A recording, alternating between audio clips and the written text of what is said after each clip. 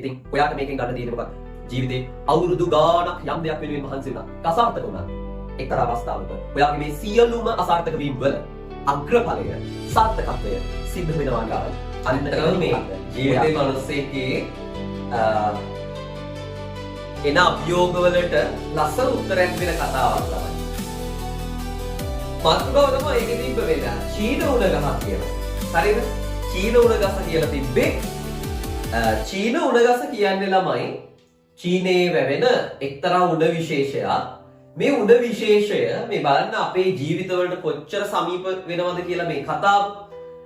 සාමාන්‍යයෙන් මේක බීජයක් වපුරපුවාම පැල කරාම පළවෙනි අවුරුද්දේ පුතා කිසිදු වර්ධනයක් පෙන්වන්නේ නැති වතුර දැම්ම පෝර දැම්ම කිසිදු වර්ධනයක් පෙන්වන්නේ නැති ශාකයක්.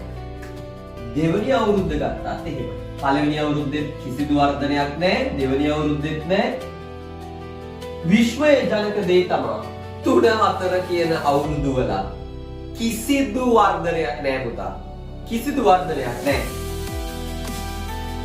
හැබැයි අපූර්ව විදිහට මේ අවුරුදු කීපයේම වතුර දමමින් පොහොර දමමින් තියාගන්න මේ ශාකයට 5 වන අවුරුද්ද වෙද්දී හරි අලංකාරවත්